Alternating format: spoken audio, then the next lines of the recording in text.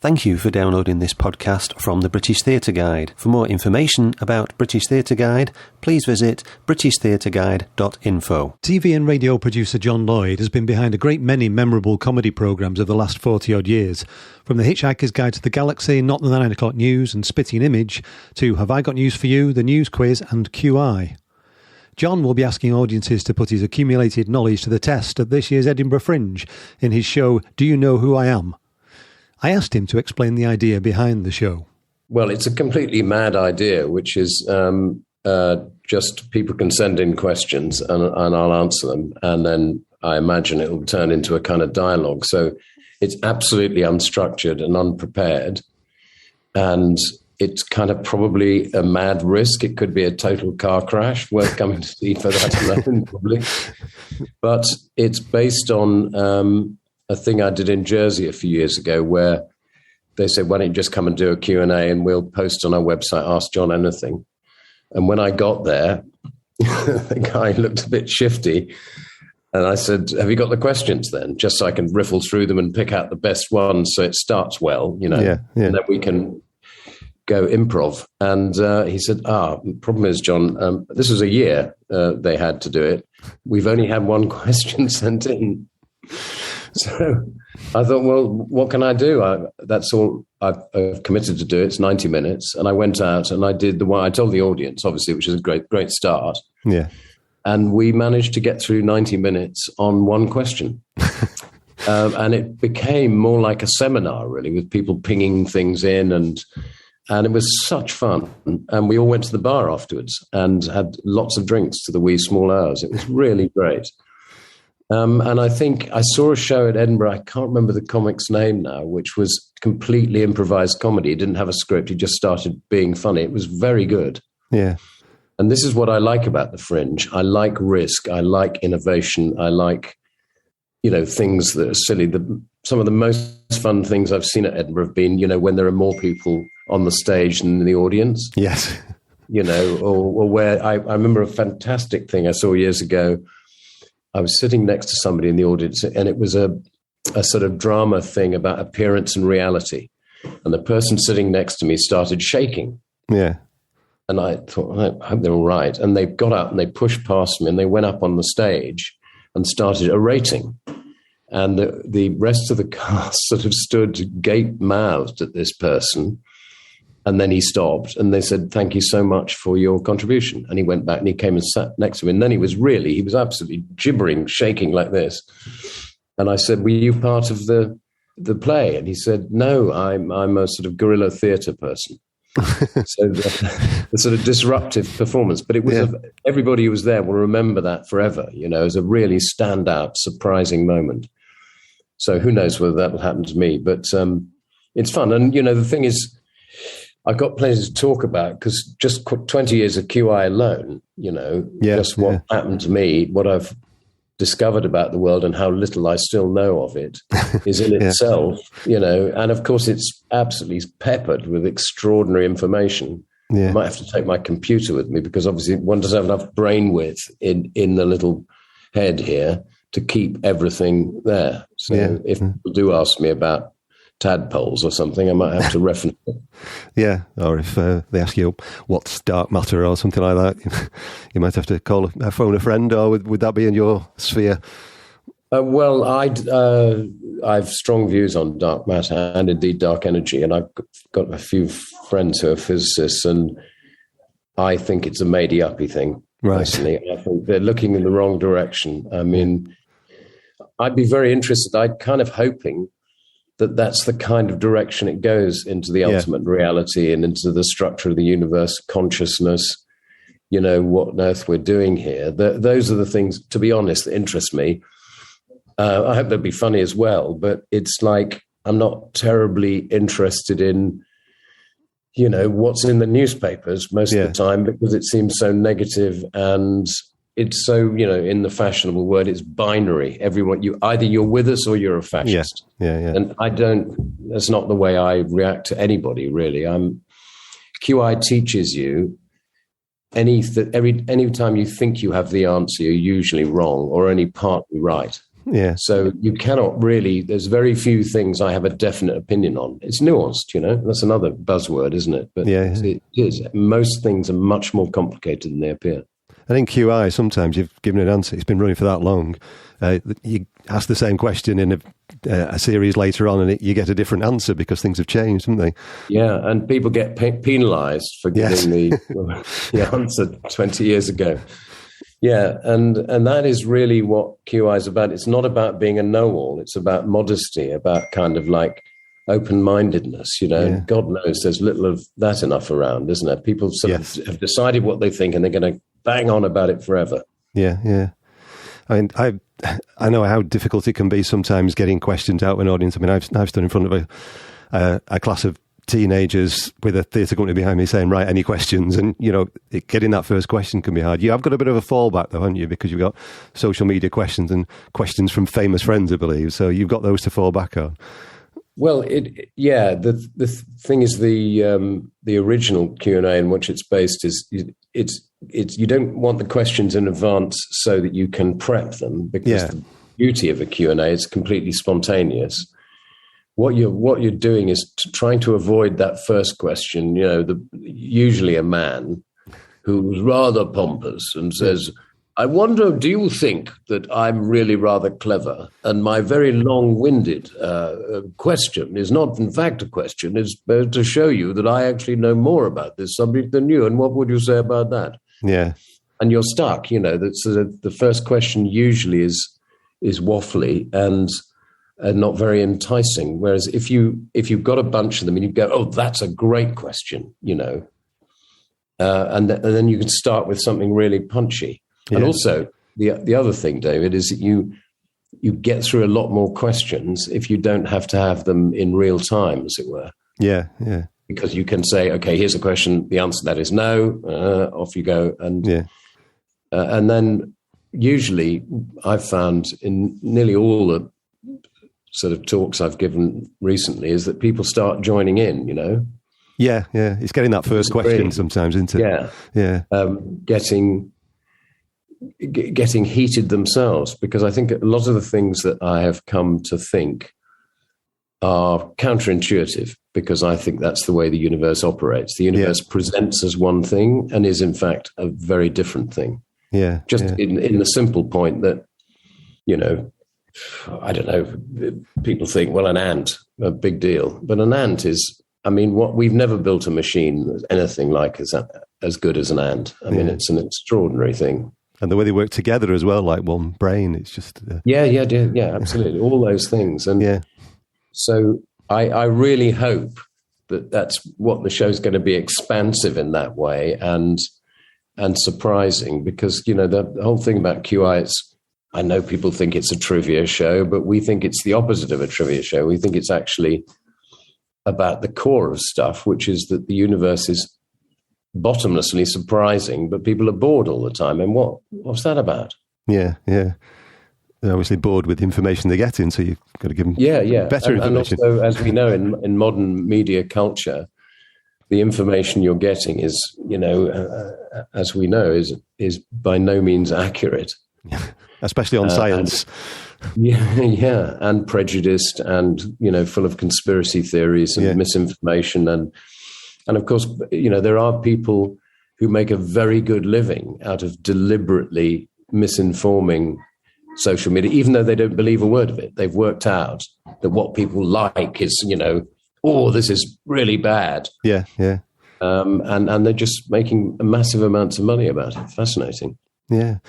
Going back over your career, you've been involved in making a lot of programs which you could call intelligent, really, not just QI, but the news quiz, Have I Got News for You, Spitting Image, even things like Not the 9 o'clock News. It's intelligent television. It's popular television, but it's intelligent. But we hear a lot about dumbing down as well. So what's your view on whether we are dumbing down and whether you can still make that kind of television? Well, that's really kind of you to say, and I'm proud of that. And it's based on the thing that I think Orson Welles said, that if you explain it clearly enough, everybody will come with you. And my view is that every human being is intelligent. They don't know much, because I know I don't know much, and I've been looking for 20 years to try and become well informed that it's not working. Yeah, yeah. I'm still as ignorant. I'm more ignorant than I was 20 years ago. But there's a difference between ignorance and intelligence, so that Alan Davis, for example, people think, oh, he's the stupid one. Well, that's ridiculous. Alan's one of the most intelligent people I know. Yeah. But he's proud to be ignorant about things he doesn't know about. He's cool with that.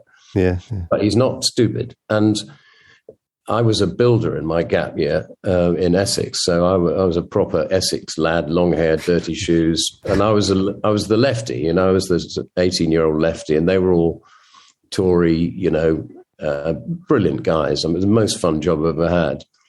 So I was briefly, even though I'm sort of middle class by upbringing, for a year I was a proper working class builder, Yeah. Drinking 8 pints a night and driving home through Essex lanes, unable to see. Yeah. And so that really stayed with me because I really like my audience. I like all of them. And I know that they're all smart people. And that's where the BBC was based, as Lord Reith was ideas, pitch it high and people will come to you. Don't patronize them by saying, you're probably a bit thick, you won't be interested in this. Make whatever you do interesting, whether it's, documentaries or, difficult subjects, explain them clearly and entertainingly, and people will come. And that worked very well. And I don't think, I'm absolutely against dumbing down. It's the way that, democracy is characterized as democracy is giving people what they want. Well, actually, that democracy really is better than that in the sense that it should be all of us trying to pool our ideas so that we improve the world rather than just, banging on about what our opinion is. Because the way I was trained was as a very young radio producer, reluctant radio producer at that, because I wanted to be a writer-performer. And I said, well, how do I be a producer? What's the principle of it? And my boss said, well, just make stuff you like. You think, what I like? And he goes, well, yeah, if you don't like it, why should anybody else? So that's the way I've lived. And I try to think whatever it is, when I first came across Spitting Image, I thought I'd definitely watch that if I was part of that. And I rushed in and asked for a job, Yeah. I think one should, as a producer, be making stuff that one will be proud to watch at home and pleased to watch at home. Yeah. So no, I'm against dumbing down. I think it's patronizing because people aren't dumb. That's the point. Yeah, and you play into a varied audience. And I'm just thinking about when you were talking then about what happened in Parliament recently with people on the right mocking people on the left for going to the opera. But there's a long tradition of working class people, like miners' groups getting university lecturers in to talk to them, or having music groups and things like that. Yeah, of course.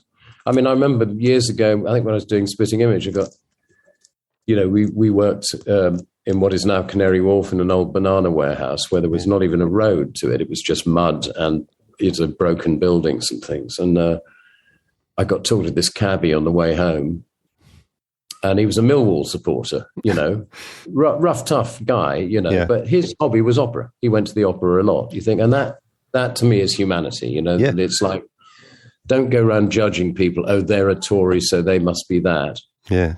Everything's, there's another edge to everything, and especially with people, and the key to everything, QI is the key to everything. If it's interesting, that's where I want to be.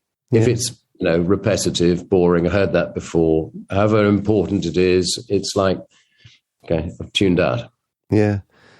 So QI must still be interesting to you, even after many years and many series and two brilliant presenters. It's still interesting to you to do that, is it? Well, it's kind of worse than that because it's an addiction. You can imagine from the things I've done, I'm a kind of probably bit spectrumy in the sense that to work the hours we had to work on Spitting Image, you've got to be slightly insane. Sort of 2 hours sleep a night for 90 days in a row is what it took. Yeah. And my obsessive qualities fit perfectly with QI. So at the moment we're researching the U series, which is just being commissioned. So I'm researching Uttoxeter and Utrecht and Ulm in Germany, and I don't know, anything being, use a very difficult letter. So you're going into territory that you wouldn't normally go into. It's very, very hard.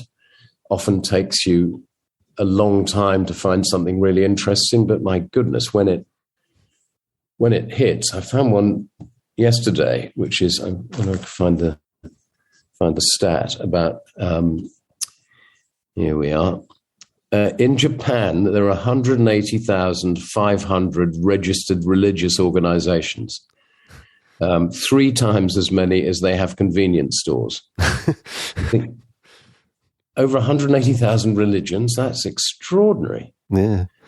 And then, you know, the way QI research works is you go down a rabbit hole in the sense you're trying to find out about religions of Japan, and there's always another tunnel. And so you find yourself going off the subject and learning about all sorts of other stuff. It's really, really addictive. And so, no, I'm not less interested than I was before, which is ridiculous. When we started, I thought, okay, well, within about 2 years, I will have noted down basically everything interesting in the universe. Yeah. I've already got 3 things on elephants, you know, and marigolds. I know one fascinating thing about, but of course we have got nowhere, not even on a single letter, have we got anywhere close to covering the subject properly. Yeah. So it's a lifetime's work. All the if you're looking back over the things you've done, I mean, I'm looking back over some of the titles, like going back to Hitch-Hiker's Guide to the Galaxy, Not the 9 O'Clock News, Blackadder, Spitting Image, Mr. Bean, the News Quiz. I mean, these are programs that define my upbringing in a sense, and there must be loads of other people who can say the same thing. I mean, I remember it was quite a few years ago. I think it might have been Martin Rees, the astronomer royal, who was on Desert Island Discs, and said that everybody that he knows got into science from Hitch-Hiker's Guide to the Galaxy. Now, these are just entertainment programs, but does that ever occur to you, just how important these have become to people's lives, even looking back over years of their lives, and how significant they are to people? Well, I know Martin Rees a bit, who's a delightful person and a great human being, and really should win a Nobel Prize, I think. Yeah. But he's a really wonderful man, and wise as well as very clever, you know. And it's great to hear that about Hitch-Hiker. And of course, none of us set out to, I'm going to do a program which will influence people and last forever. Douglas certainly didn't. He was just struggling to make a living, you know. But Douglas's amazing curiosity and sort of non-linear way of looking at the world produces this extraordinary thing. And as we know, Hitch-Hiker predicted a number of the internet, definitely the iPads, all that kind of stuff. And really because I'm doing what I like, it's usually because I've found something that's brilliant, that we got to get that out to people. That joke's amazing, or that piece of information. And Douglas was the same. When he found something out, the first thing he wanted to do was share it with everybody. And what happens is, with a certain percentage of people, that kind of turns a light on, lights a fire, you know, because there's a very curious thing about the way people are educated in most places, is that, I don't know if you have kids, but, you know, my kids used to drive me mad when they were under 5, because they just ask questions all the time, and they ask all the big questions. Yeah. You know, why do people die? You know, why is there something and not nothing? And things, well, it's really what triggered me into QI, because I thought I was clever until I had kids. And then I think, I don't know the answer to any of these things. Yeah. And so we're born curious, and then something about parents saying, you know, oh, shut up, or look it up, and then going to school and being told to sit still and sit down and all that stuff, the curiosity is dampened. And so we grow up to be very incurious people, most of us. And I think that thing you mentioned kindly about, for me, the 80s, that the people who are like, you're probably about 15 years younger than me, maybe a bit more, but people of that age, you know, they were 15 or 13 when it's Not the 9 O'Clock News or Spitting Image or Blackadder were first showing.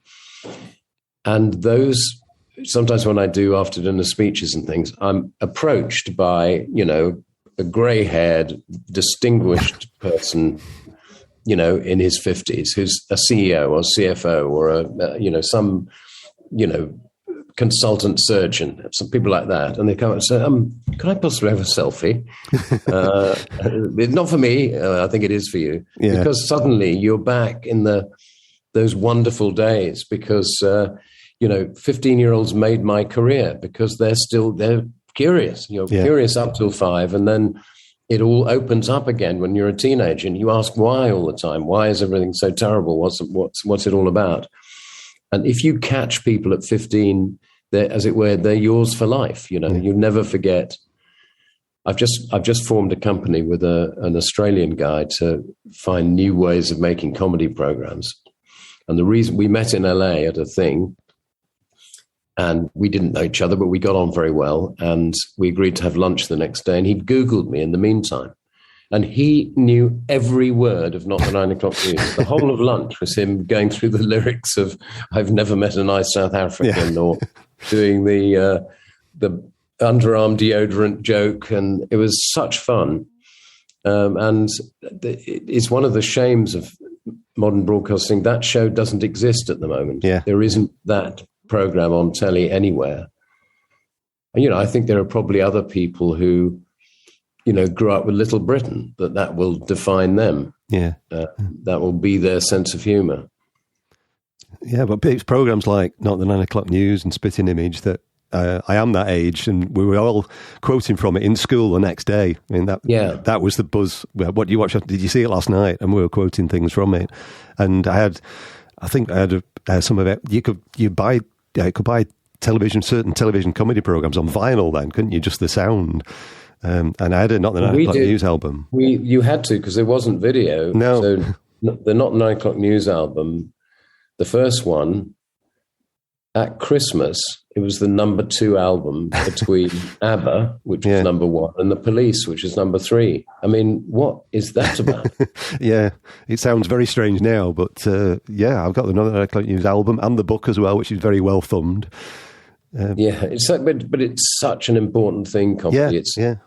It's one of the great mysteries of the universe, and it's really important. If people are laughing, they're not killing each other, We really do need, and that to me is what the purpose of satire is not to try and change the world or to be, get your views across, but to make people, see the thing in a lighter way, but certainly to think about it, as you say, to point out that there's more to it than the ranting headlines in the newspapers. Yeah. I mean, at 14, 15, I wasn't politically aware at all, but I knew every word of a lot of the sketches in Not the 9 O'Clock News, and that was an education in a way, a political education, wasn't it, for a lot of people? Yeah, I mean, and I think that's the legacy of those programs is that people getting interested. I mean, that's the core of everything. I sometimes think I've only ever had one idea, which is make things more interesting. So, Blackadder's history made interesting, Spitting Images politics made interesting, and QI's everything made interesting, I suppose. Yeah. It's very odd to think that you've only really had one idea. Yeah. And yet that contains everything. Yeah, well, it was obviously a good idea then. You mentioned Douglas Adams. I mean, Hitch-Hiker for me, and Dirk Gently, I suppose, to some extent, but certainly Hitch-Hiker has been a lifelong obsession for me ever since I discovered it when I was very young. But he was not an easy person to work with, I believe, as a producer, because, I mean, as brilliant as he wasn't great on deadlines, famously, was he? Didn't he take baths instead of finishing scripts? I think he once said. That's true. I mean, to be his book editor, publisher, or producer was very difficult. But I never had that role, Right. I was his friend and, co-opted as a co-writer, in which he was not in the least bit difficult. He was an absolute delight to work with. We laughed a great deal. We worked very fast together. It's a kind of classic comedy pairing. I would compare it, there are lots of examples, but Cleese and Chapman, for example. So Chapman and Douglas were the, wildly unstable, hilarious loonies who would come up with ideas so improbable that they just couldn't work. And Cleese and I are both lawyers, ID, let's have an end. This doesn't make sense. Let's make this logical. And it works very well as a team. It's like two halves of a brain, really. Yeah. Forming one intelligence. And those 3 or 4 weeks we knocked off the last 2 episodes of the first series of Hitch-Hiker were really good fun. Yeah. And, not as much fun as when Douglas gave me the sack. It was kind of hard for him because it was very difficult, and it became more difficult as he went on. And I could have helped him out, but he was determined that was to do it on his own. And it was great for me because it meant that I went off to do other things. Yeah. And he was definitely his basic thing. He's a loner as a writer, like most great writers are ultimately. And I'm a team guy. I like working with teams. I don't consider myself anybody's boss. I'm just the sort of cheerleader for this amazing group of people, trying to steal the best ideas from all of them and then put them in the show. Yeah, with a great address book by now, I would imagine. Oh yes. You say you're still curious. You still want to investigate these things. It's still interesting to you. So, what's a burning question that you think you need to produce something to answer next? Do you think what direction do you think you're going in next? Gosh, that's such a good question. Well, I know what I should be doing, which is I should be actually cracking on with the 4 novels I've been sitting on for nearly 30 years, which is a sort of saga. And I sometimes describe it, the opening line in what's a tetralogy, isn't it? 4 books. Yeah. The opening line will be what I think is the best line Douglas ever wrote, which is the theme of the exploration, which is, if anyone ever discovers why the universe is here and what it's for. There is a theory that if anyone ever discovers why the universe is here and what it is for, it will instantly be replaced by something even more bizarre and inexplicable. There is a second theory that this has already happened. And that's the starting point. So this is, I sometimes describe it, this is the book that if Douglas and I had continued working together and he had lived to my age, this is the book we might have written, because Hitch-Hiker has all the questions in it, but all the answers are jokes. Yeah. Most notably with what's the answer to life, the universe and everything, 42. Very good joke, but not an answer. Yeah. And I've spent the rest of my life looking for the answers to the questions that Douglas raised in Hitch-Hiker. So that's what I should be doing. If I can ever get free of all the endless emails and the stuff that one has to do to, keep a living going. That was John Lloyd, whose show Do You Know Who I Am will be at the Stands Newtown Theatre on George Street, Edinburgh, from the 5th to the 15th of August 2022 at 3:40 p.m. every day. For more details and tickets, go to edfringe.com or www.thestands.co.uk. You've been listening to a podcast from British Theatre Guide. For more information, please visit britishtheatreguide.info.